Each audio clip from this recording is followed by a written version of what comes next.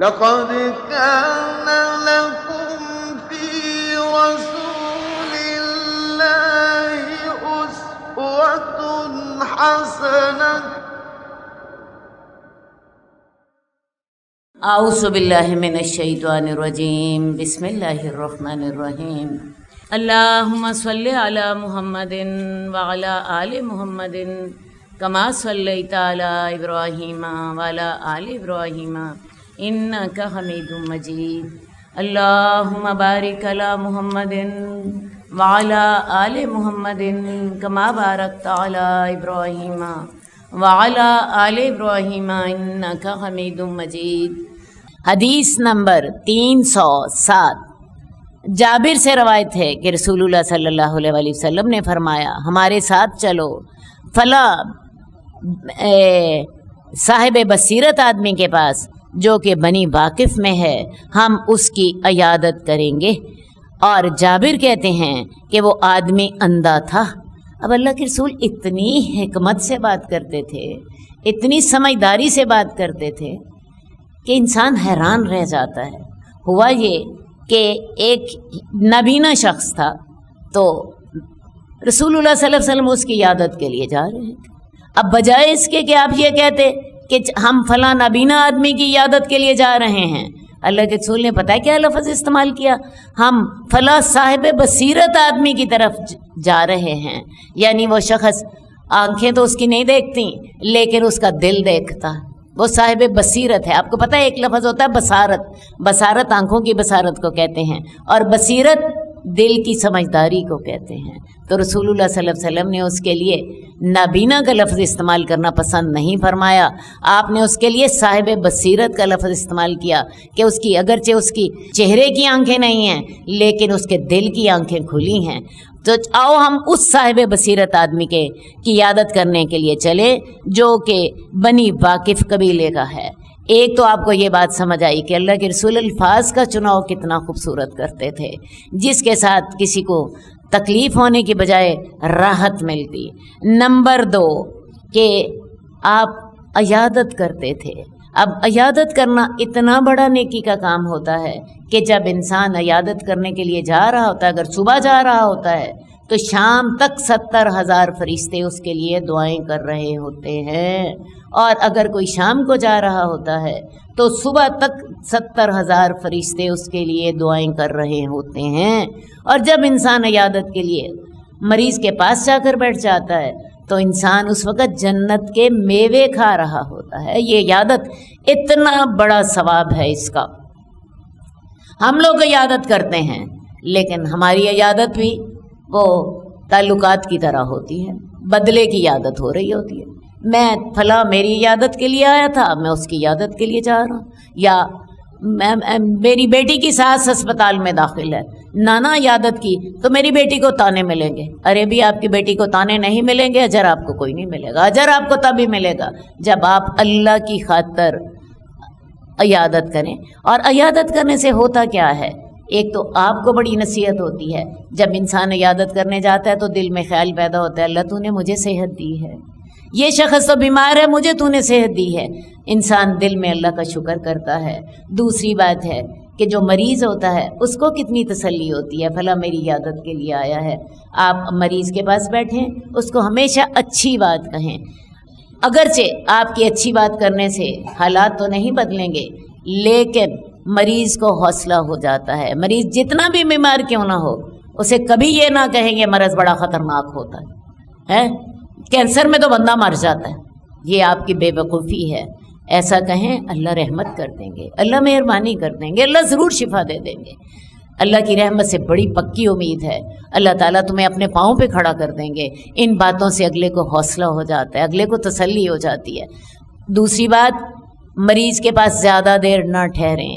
حدیث میں آتا ہے کہ مریض کے پاس اتنی دیر ٹھہرو جتنی دیر میں اونٹنی کا دودھ دھویا جاتا ہے۔ اونٹنی کا دودھ کتنی دیر میں دھویا جاتا ہے؟ 10 سے لے کے 15 منٹ تک، اس سے زیادہ نہ ٹھہرو۔ مریض بیچارہ اپنی بیماری سے پریشان ہوتا ہے، آپ زیادہ پریشان ہو، آپ زیادہ دیر اس کے پاس ہوتے ہیں تو بعض اوقات وہ ٹینشن اس کو ہونے لگ پڑتی ہے، وہ اپنی بات بعض اوقات اپنی بیماری کو آپ کے سامنے ظاہر نہیں کرنا چاہتا ہوتا، اس لیے مریض کے پاس زیادہ دیر نہ ٹھہریں۔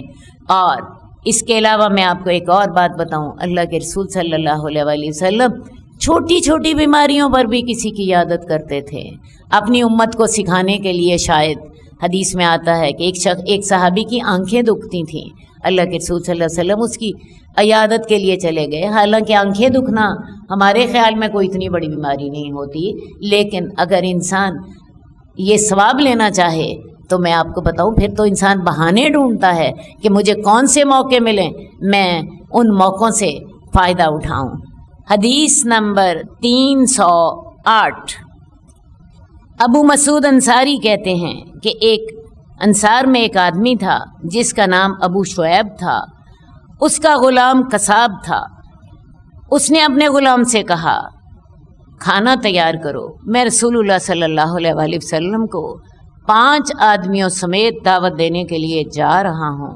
اس نے رسول اللہ صلی اللہ علیہ وسلم کو دعوت دی کہ 5 آدمیوں کی میں دعوت کر رہا ہوں۔ ایک آدمی ان کے پیچھے چل پڑا، یعنی اب وہ 6 ہو گئے۔ رسول اللہ صلی اللہ علیہ وسلم نے جب یہ دیکھا تو اس آدمی کو کہا کہ تو نے ہم 5 افراد کو دعوت دی ہے، یہ آدمی ہمارے ساتھ آ گیا ہے، اگر تیری مرضی ہے تو اسے اجازت دے دو، اور اگر تیری مرضی نہیں تو یہ شخص چلا جائے گا۔ گھر والے نے کہا کیوں نہیں، میں اسے اجازت دیتا ہوں۔ اب یہ حدیث جو ہے اپنے مفہوم میں بڑی واضح ہے، لیکن ایک ہمیں بہت اچھا ادب سکھا رہی ہے۔ ہم لوگ آپس میں دعوتیں کرتے ہیں، ہوتا کیا ہے، کسی نے 4 آدمیوں کو بلایا ہوتا ہے، اگلا 4 آدمیوں میں 4 آدمی تو آ جاتے ہیں، مثلا اس نے 2 فیملیوں کو بلایا، میاں بیوی کو بلایا، اب میاں بیوی کے ساتھ ان کے 4 بچے بھی آ جاتے ہیں۔ ہوتا کیا ہے کہ بلایا 4 آدمیوں کو ہوتا ہے، وہاں پہ ایک کے ساتھ 4 بچے آ گئے، دوسرے کے ساتھ 4 بچے آ گئے، وہاں پہ 12 لوگ اکٹھے ہو جاتے ہیں۔ تو یہ آداب میں سے نہیں، یہ دعوت دینے کے آداب جو ہیں یہ اللہ تعالیٰ نے سورہ احزاب میں ہمیں سکھائے ہیں۔ اول تو جس وقت کوئی بلائے اس وقت جایا کرو، اس سے گھنٹہ پہلے نہ پہنچ جاؤ، کھانے کا انتظار نہ کرو۔ یا بعض اوقات ایسا ہوتا ہے آپ کسی کے گھر مہمان جاتے ہیں، کھانے کا وقت ہے، کھانا تیار ہو رہا ہے، اگلا آپ کو تکلفاً کہتا ہے کھانا کھا کے جانا، اور آپ بیٹھ جاتے ہیں کہ اب میں کھانا کھا کے جاؤں گا۔ ایسا نہ کیجیے، اگلے نے آپ کو کھانے کی دعوت دی ہے، وقت پر جائیے، اور وقت پر جانے کے بعد بھی 2 گھنٹے وہاں نہ بیٹھے رہیے۔ ایسا نہ ہو کہ گھر والا تنگ ہو رہا ہو، آپ کو پتہ گھر والے نے اپنا جو دعوت کی ہے اس کا سامان بھی سمیٹنا ہے، اور اس نے لوگوں کو بھی ڈیل کرنا ہے۔ بہت سے لوگ ہوتے ہیں وہ کہتے ہیں آج فلاں کے گھر جاؤں گا نا تو مجھے فلاں کام ہے، سارے کام میں نے آج ہی نپٹا کر آنے ہیں۔ ارے بھی وہ اس بیچارے میزبان کا بھی تو خیال کیجئے، اس نے لوگوں کو کھانا بھی کھلانا ہے، اس نے ہر بندے کو رخصت بھی کرنا ہے، ہر بندے کا حال چال بھی پوچھنا ہے، تو اس دن آپ اپنے سارے مسئلے لے کر اس کے پاس بیٹھ جائیں اور اس کو مصروف کر دیں، یہ آداب نہیں ہے۔ جتنے لوگوں کو بلایا ہے اتنے لوگ جائیں۔ نمبر 2، جس وقت بلایا ہے اس وقت جائیں، اور کھانا کھانے کے بعد وہاں بیٹھ نہ جائیں، وہاں ٹک نہ جائیں، کھانا کھائیں، کھانا سے فارغ ہو جائیں تو واپس آ جائیں، تب ہی یہ دعوتیں جو ہیں یہ فائدہ مند ہو سکتی ہیں، ورنہ ہوگا کیا، میزبان جو ہے وہ زیادہ تنگ پڑے گا، اور اس کے لیے اپنی نیکی جو ہے اس کو جاری رکھنا مشکل ہو جائے گا۔ دوسری بات یہ ہے کہ دعوتیں زیادہ پرتکلف نہ کیا کریں۔ ہمارے ہاں کیا ہوتا ہے، ہم صرف اس وجہ سے تنگ پڑ رہے ہوتے ہیں کہ نہیں جی اہتمام بہت کرنا پڑے گا۔ اللہ کے رسول صلی اللہ علیہ وآلہ وسلم کے بارے میں قرآن مجید میں آتا ہے وَمَا أَنَا مِنَ الْمُتَكَلِّفِينَ، میں تکلف کرنے والوں میں سے نہیں ہوں۔ اہتمام کر لیجئے، لیکن بہت زیادہ اہتمام جو ہوتا ہے اس کے ساتھ پھر انسان بعض اوقات نیکی کرنے سے رہ جاتا ہے۔ اب رمضان آ رہا ہے، رمضان میں ہم لوگ افطاریاں کرنے سے بعض اوقات اس لیے رک جاتے ہیں کہ افطاری پر بہت زیادہ اہتمام کرنا پڑتا ہے۔ ایسا کیجئے، مناسب اہتمام کر لیجئے، مناسب اہتمام کے ساتھ آپ اس کام کو کئی بار کر سکتے ہیں، لیکن اگر آپ اپنے اوپر زیادہ ہی بوجھ لے لیں گی تو پھر ہوتا یہ ہے بعض اوقات انسان یہ نیکی کر ہی نہیں سکتا۔ حدیث نمبر 312 امیمہ بنت رقیقہ سے روایت ہے کہ انہوں نے کہا کہ میں رسول اللہ صلی اللہ علیہ وسلم کے پاس کچھ عورتوں کے ساتھ آئی، ہم ان سے اسلام کی بیعت کر رہے تھے، تو ان عورتوں نے کہا اے اللہ کے رسول، ہم آپ سے اس بات پر بیعت کرتے ہیں کہ ہم اللہ کے ساتھ شرک نہیں کریں گی، ہم چوری نہیں کریں گی، ہم زنا نہیں کریں گی، اور ہم اپنی اولادوں کو قتل نہیں کریں گی، اور ہم بہتان نہیں باندھیں گی، اور نیکی کے معاملے میں آپ کی نافرمانی نہیں کریں گی۔ 6 باتوں پر بیعت لی جاتی تھی، اور ان 6 باتوں کا تعلق اس حدیث میں بھی ہے، قرآن مجید میں بھی سورہ ممتحنہ میں ذکر ہے۔ ان میں سے 5 کبیرہ گناہ ہیں، اور ایک اس کے بعد ہے۔ 5 کبیرہ گناہ کون سے تھے؟ اللہ کے رسول جب بیعت لیتے تھے تو سب سے پہلے شرک نہیں کرو، تم شرک نہیں کرو گے، تم چوری نہیں کرو گے، تم زنا نہیں کرو گے، اپنی اولادوں کو قتل نہیں کرو گے، بہتان نہیں باندھو گے۔ یہ 5 کبیرہ گناہ ہیں۔ اور چھٹی بات کیا ہوتی تھی کہ رسول اللہ صلی اللہ علیہ وسلم کی نیکی میں نافرمانی نہیں کرو گے۔ اللہ کے رسول جس نیکی کا حکم دیں گے وہ نیکی میں تم آپ کی پوری پیروی کرو گے۔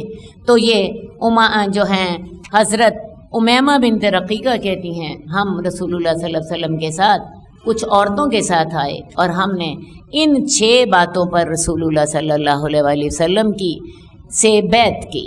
رسول اللہ صلی اللہ علیہ وسلم نے فرمایا یہ بھی کہو طاقت کے مطابق۔ اب اللہ کے رسول اتنے مہربان ہیں، بیعت کرتے وقت خواتین سے کہتے ہیں ساتھ یہ بھی کہو کہ ہم اپنی طاقت کے مطابق ان باتوں پر عمل کریں گی۔ ہم نے کہا اللہ اور اس کے رسول ہمارے اوپر ہماری جانوں کی نسبت ہم پر زیادہ رحم کرنے والے ہیں۔ اے اللہ کے رسول آپ آئیے اور ہاتھ بڑھائیے تاکہ ہم بیعت کر سکیں۔ رسول اللہ صلی اللہ علیہ وسلم نے فرمایا میں عورتوں سے مصافحہ نہیں کرتا، میرا 100 عورتوں سے زبانی بات کرنا بھی ایک عورت سے بات کرنے کے برابر ہے۔ اب مردوں سے آپ کیسے بیعت کرتے تھے؟ اللہ کے رسول اپنا دایاں ہاتھ صحابی کے ہاتھ پر رکھتے، صحابی اپنا دایاں ہاتھ بڑھاتا، اللہ کے رسول اپنا دایاں ہاتھ اوپر رکھتے، اور وہ ایک دوسرے کے ساتھ یوں معاہدہ ہو جاتا۔ لیکن خواتین سے آپ بیعت زبانی لیا کرتے تھے۔ حضرت عائشہ کہتی ہیں اللہ کی قسم اللہ کے رسول نے کبھی کسی عورت کے ہاتھ کو نہیں چھوا، تو آپ ان سے بس زبانی بیعت لے لیا کرتے تھے، اور آپ نے عورتوں سے مصافحہ نہیں کیا، کیونکہ ہمارے دین میں پردے کے احکامات ہیں، اور یہ احکامات نبی کے لیے بھی ویسے ہی تھے جیسے عام انسانوں کے لیے تھے، اور ازواج مطہرات کے لیے بھی ایسے ہی تھے جیسے عام خواتین کے لیے تھے۔ بلکہ میں سمجھتی ہوں کہ ازواج مطہرات کے لیے یہ ذرا تھوڑے سے زیادہ ہی سخت تھے۔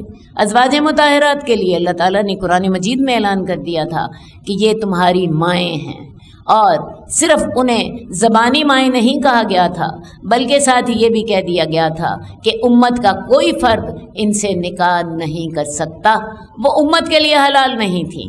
اب جب وہ ان سے کوئی نکاح نہیں کر سکتا تھا تو وہ اگر نہ بھی پردہ کرتی کسی سے تو تب بھی جائز ہوتا، کیونکہ جس سے نکاح نہ ہو سکے اس سے پردہ نہیں ہوتا۔ لیکن ازواج مطہرات کا حالانکہ کسی امتی سے نکاح نہیں ہو سکتا تھا، اور یہ احکامات اللہ تعالیٰ نے سورہ احزاب میں دے دیے تھے، اس کے باوجود ازواج مطہرات نے تمام امتیوں سے پردہ کیا، بلکہ اللہ تعالیٰ نے یہاں تک حکم دے دیا تھا کہ تم ان سے نرم آواز میں بات نہ کرنا، اور اگر ان لوگوں نے تم سے کوئی چیز لینی ہے تو پردے کے پیچھے سے لے۔ یہ تمام احکامات سورہ احزاب میں واضح طور پر موجود ہیں۔ تو رسول اللہ صلی اللہ علیہ وسلم نے کبھی کسی عورت کے ہاتھ کو نہیں چھوا، اور ازواج مطہرات نے بھی ان تمام احکامات کی پابندی کی۔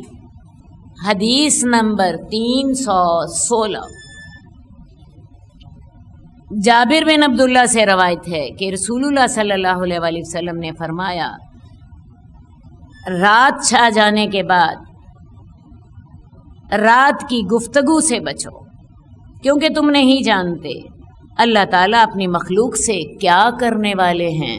اصل بات یہ ہے کہ عربوں کے اندر رواج ہوتا تھا کہ رات کو داستان گوئی کی محفلیں ہوتی تھیں، قصے کہانیاں سنائے جاتے تھے اور بہت سے لوگ ان میں شامل ہوتے تھے۔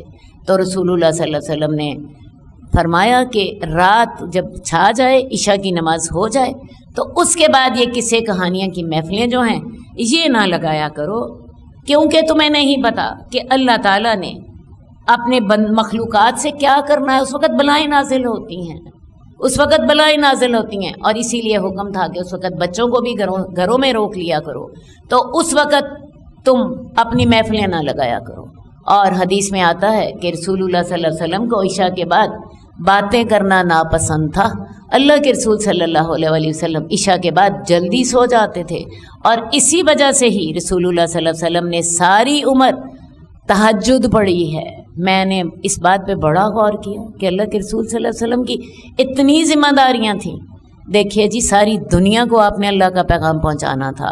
آپ بیٹیوں کے باپ بھی تھے اور بیویوں کے شوہر بھی تھے، اور بیوی بھی ایک نہیں تھی، 9 بیویاں آپ کے ایک وقت آپ کے گھر میں موجود تھیں، ان کی ذمہ داریاں بھی آپ نے اٹھانی تھیں۔ اس کے علاوہ ہر وقت آپ پر وحی اترتی رہتی تھی، آپ اپنے مدینے کے حکمران بھی تھے، اور 5 وقتوں کی باجماعت نماز بھی آپ کو کرانی ہوتی تھی، صحابہ کا تزکیہ نفس آپ کو کرنا ہوتا تھا، جنگیں لڑتے تھے آپ۔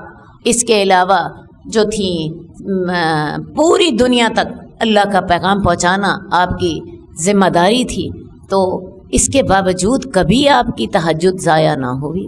اس کی وجہ کیا تھی؟ اس کی وجہ ایک ہی تھی کہ اللہ کے رسول صلی اللہ علیہ وسلم عشاء کی نماز کے بعد جلد سو جاتے تھے۔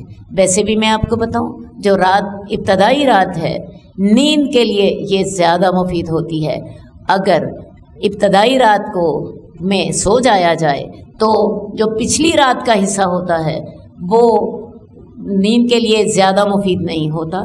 میں اس کو پریکٹیکلی آپ کو بتاتی ہوں۔ آج کل اذان کا وقت جو ہے تقریباً 9:30 بجے، 8:30 بجے اذان ہو جاتی ہے۔ ہم چاہیں تو 9 بجے کے بعد آرام سے سو سکتے ہیں۔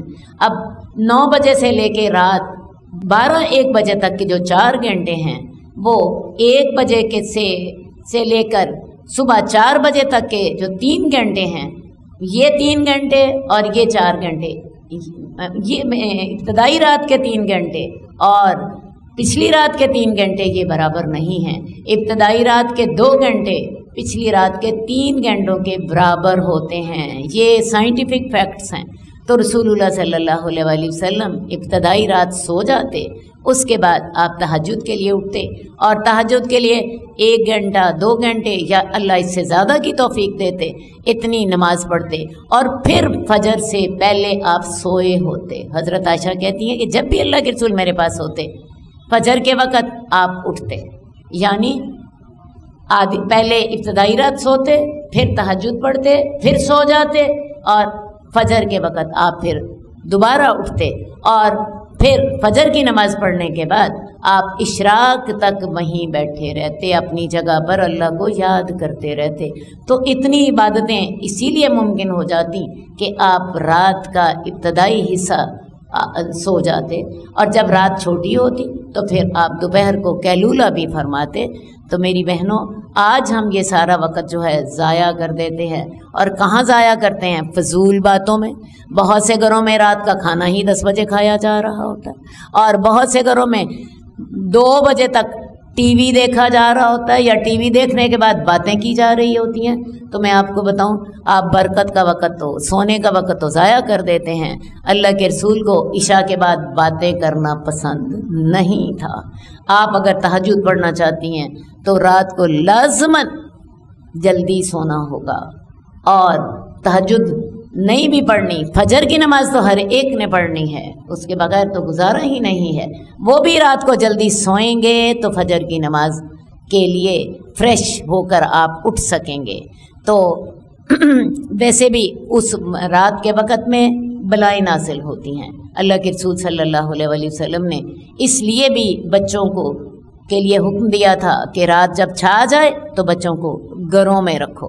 ہاں جی، حدیث نمبر 320 حضرت انس سے روایت ہے کہ رسول اللہ صلی اللہ علیہ وسلم نے فرمایا 2 دروازے ہیں جن کی دنیا میں جلد ہی سزا دے دی جاتی ہے، یعنی یہ گناہ کے 2 دروازے ہیں کہ دنیا میں ان کی سزا جلد ہی دے دی جاتی ہے۔ اور یہ کون سے گناہ ہیں؟ تکبر اور بغاوت اور نافرمانی کرنا۔ تو لہٰذا کسی کے ساتھ زیادتی کرنا، کسی کے ساتھ ظلم کرنا اور نافرمانی کرنا، یہ 2 گناہ ایسے ہیں جن کی سزا جلد ہی دنیا میں دے دی جاتی ہے۔ اب اللہ کے احکامات سے سرکشی کرنا، اللہ کے احکامات سے منہ موڑنا، اللہ کی عبادات نہ کرنا، اللہ کے بندوں سے وہ معاملات نہ کرنا جو اللہ تعالیٰ نے جن کا ہمیں حکم دیا ہے، یہ کس سے سرکشی ہے؟ یہ اللہ سے سرکشی ہے۔ اور جب آپ اللہ سے سرکشی کرتے ہیں تو اس کی سزا دنیا میں انسان کو مل جاتی ہے۔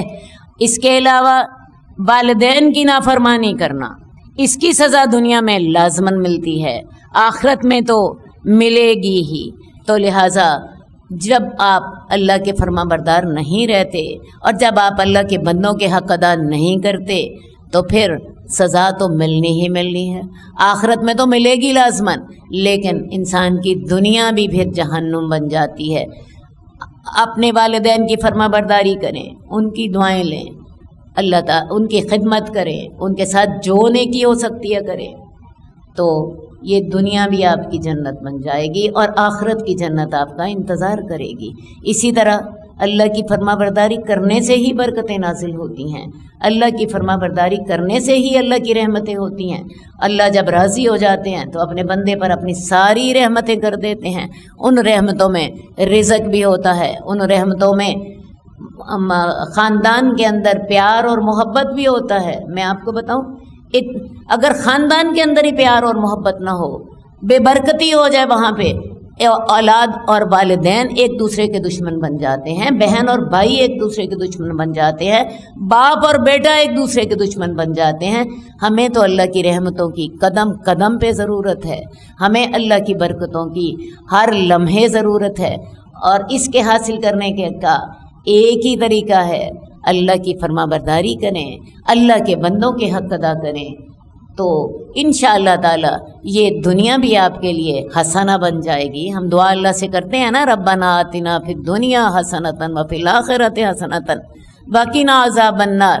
تو یہ دنیا کو حسنہ بنانے کا بھی طریقہ یہ ہے، لیکن اگر ہم اللہ کے احکامات سے روگردانی کریں، اللہ کے احکامات سے سرکشی کریں اور اپنے والدین کی نافرمانی کریں، لوگوں کے حقوق ادا نہ کریں، تو پھر میں آپ کو بتاؤں یہ دنیا بھی جہنم بنتے ہوئے ذرا دیر نہیں لگتی۔ ہمیں اللہ تعالیٰ اپنی برکتیں نصیب فرمائے اور ہمیں اپنے بندوں کے حقوق ادا کرنے والا، خاص طور پہ والدین کے حقوق ادا کرنے والا بنائے۔ حدیث نمبر 323 حضرت ابو ذر غفاری سے روایت ہے، رسول اللہ صلی اللہ علیہ وسلم نے فرمایا، تیرا اپنے بھائی کے سامنے مسکرانا صدقہ ہے، نیکی کا حکم دینا صدقہ ہے، برائی سے روکنا تیرے لیے صدقہ ہے، بے آباد زمین جہاں کوئی قائد نہیں ملتا وہاں کسی آدمی کی رہنمائی کرنا صدقہ ہے، کمزور نظر والے آدمی کو راستہ دکھا دینا صدقہ ہے، راستے سے پتھر، کانٹا یا ہڈی وغیرہ دور کر دینا بھی صدقہ ہے، اور اپنے ڈول سے کسی بائی کو پانی دے دینا یہ بھی صدقہ ہے۔ انسان پر ہر روز جس دن سورج طلوع ہوتا ہے 360 صدقے واجب ہوتے ہیں، کیونکہ انسان کے جسم میں 360 جوڑ ہیں، اور یہ صدقے اس لیے ہوتے ہیں تاکہ اللہ کا شکر ادا کیا جا سکے۔ اللہ تعالیٰ نے ہمارے جوڑوں کو سلامت رکھا اور ہم سارا دن ان کی مدد سے اپنے کام کرتے رہے۔ اگر ہماری ٹانگیں نہ چلتی، اگر ہماری آنکھیں نہ دیکھتی، اگر ہماری زبان نہ بولتی، ہم کیا کر سکتے؟ تو یہ رب کی رحمت ہے کہ اللہ تعالیٰ ہمارے سارے جوڑوں کو چلاتے رہتے ہیں۔ تو ہر روز جس دن سورج طلوع ہوتا ہے ہر انسان پر 360 صدقے واجب ہوتے ہیں، اور یہ 360 صدقے اللہ کے شکرانے کے صدقے ہیں کہ اس نے ہمارے جسم کو ہمارے استعمال کے قابل رکھا۔ اب یہ ہے کہ دنیا میں صدقہ کرنے سے کیا فائدہ ہوتا ہے؟ صدقہ کرنے سے اللہ کا غصہ ٹھنڈا ہوتا ہے، لوگوں کی ضروریات پوری ہوتی ہیں، قیامت والے دن انسان اپنے صدقے کے سائے میں ہوگا، انسان کے مال میں برکت ہوتی ہے، اللہ تعالیٰ 10 دنیا اور 70 آخرت ادا کرتے ہیں۔ یہ ویسے ایک مشہور مثال ہے، حدیث میں ویسے اس سے فرق بات آتی ہے۔ حدیث میں آتا ہے کہ انسان جب اخلاص کے ساتھ صدقہ کرتا ہے، اللہ اس کا ثواب، ایک کا ثواب 700 گنا تک عطا کرتے ہیں، اور اس کے لیے اللہ تعالیٰ نے جو مثال ہمیں دی وہ ایک جو ہے سٹے کی مثال دی۔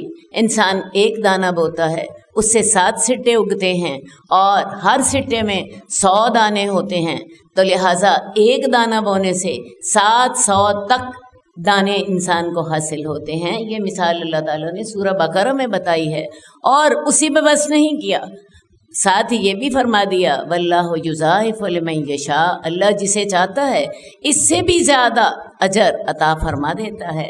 اسی طرح میں آپ کو بتاؤں، صدقے کے ساتھ انسانوں کی ضروریات پوری ہوتی ہیں، لوگوں کی دعائیں آپ کے حق میں قبول ہوتی ہیں، اللہ تعالیٰ مال اور اولاد میں برکت عطا فرماتے ہیں، مصیبتیں دور ہو جاتی ہیں، کوئی آئی ہوئی تکلیفیں ٹل جاتی ہیں، تو یہ سارے انسان کو اپنے صدقے کے فائدے ہوتے ہیں۔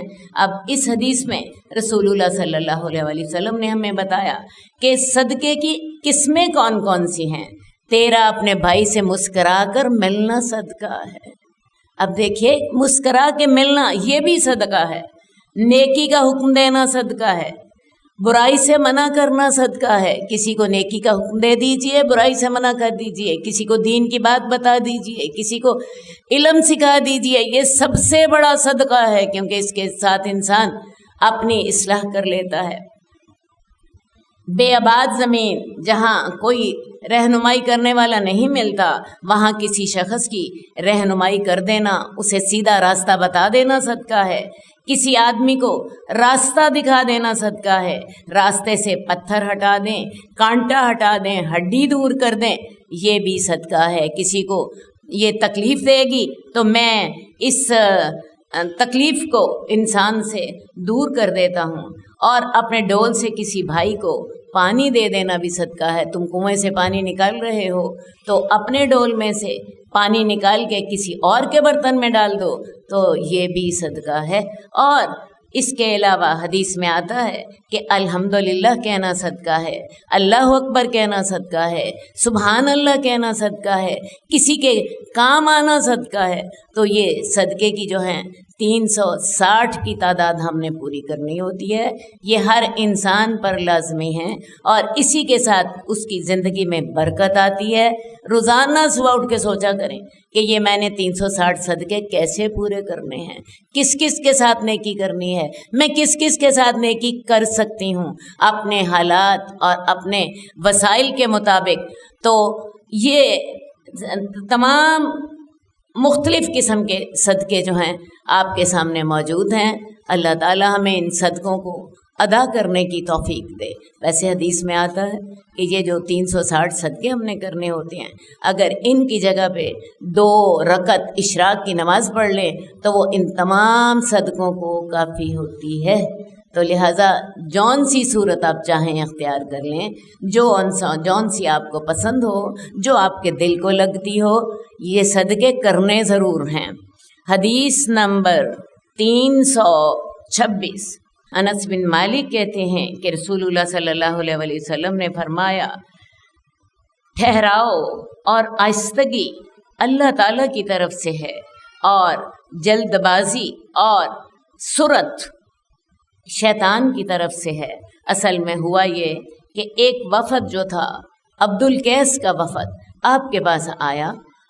لوگ جو تھے رسول اللہ صلی اللہ علیہ وسلم کو ملنے کے شوق میں، انہوں نے اپنا سامان ایک جگہ پہ رکھا اور رسول اللہ صلی اللہ علیہ وسلم سے ملنے کے لیے دوڑے۔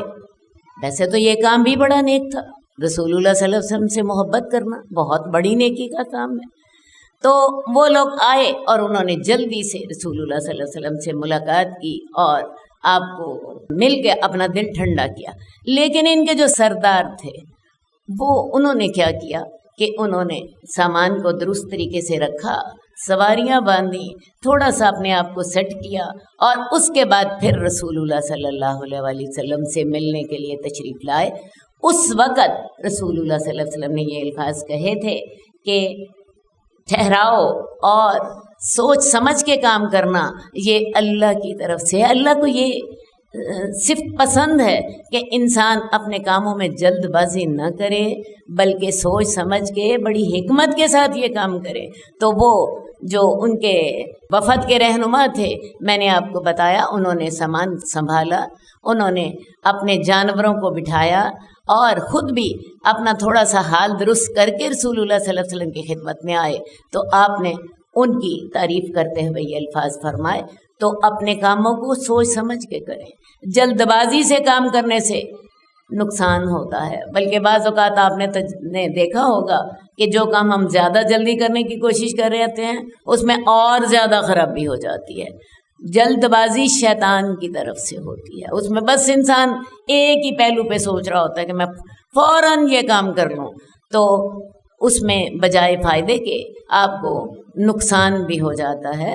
تو اپنے کام سوچ سمجھ کے حکمت کے ساتھ اپنے کام جو ہیں ان کو سر انجام دیں، اور انشاءاللہ تعالی یہ سوچ سمجھ کے اپنے کام سر انجام دینا اور جلد بازی نہ کرنا، یہ کام اس طرح کرنا بھی عبادت بن جائے گا۔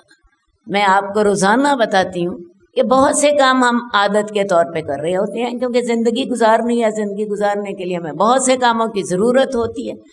لیکن اگر انہی کاموں میں رسول اللہ صلی اللہ علیہ وسلم کی ہدایات کو سامنے رکھ لیا جائے، دین کی رہنمائی کے مطابق وہ کام کیے جائیں، تو وہی کام عبادت بن جاتے ہیں۔ اچھا، اب یہ کام تو عام زندگی کے کام تو آپ نے کرنے ہیں بڑی سوچ سمجھ کے اور ٹھہراؤ کے ساتھ، اور جلد بازی نہیں کرنی، لیکن نیکی کے کاموں میں جلد بازی کرنی ہے، کیونکہ قرآن مجید میں آتا ہے فاستبقوا الخیرات، نیکی کے کاموں میں سبقت لے جاؤ، ریس لگا دو۔ دیکھ نیکی کا کام دیکھا، دل مطمئن ہے، ہاں جی نیکی کا کام ہے، اس میں پھر دوسروں سے مقابلہ کریں، میں کس سے زیادہ آگے بڑھتی ہوں۔ اور ویسے ایک بڑی خوبصورت بات میں آپ کو بتاؤں، انسان جب اپنی قبر میں ہوگا تو اس کی قبر میں ایک بڑا روشن صورت والا آدمی اس کے پاس آئے گا، اور وہ اس سے کہے گا، اس کے آنے سے قبر میں روشنی پھیل جائے گی۔ وہ قبر والے سے کہے گا تم مجھے جانتے ہو؟ قبر والا اسے نہیں جانتا ہوگا۔ وہ کہے گا کہ میں تیرا نیک عمل ہوں، میں نے دیکھا تھا کہ تو جب بھی نیکی کا کام ہوتا تھا تو جلدی کرتا تھا۔ تو نیکی کے کام میں جلدی کرنے سے قبر میں روشنی ہوتی ہے، تو نیکی کے کام میں جلدی کریں۔ ہاں، عام جو آپ کے معاملات ہیں ان معاملات میں سوچ سمجھ اور ٹھہراؤ سے کام لیں۔ اللہم صلی علی محمد وعلی آل محمد کما صلیت علی ابراہیم وعلی آل ابراہیم انک حمید مجید۔ اللہم بارک علی محمد وعلی آل محمد کما بارکت علی ابراہیم وعلی آل ابراہیم انک حمید مجید۔ مولاي صل وسلم دائما ابدا على حبيبك خير الخلق كلهم، مولاي صل وسلم دائما ابدا على حبيبك خير الخلق كلهم، محمد سيد الكونين والثقلين، محمد سيد الكونين والثقلين والفريقين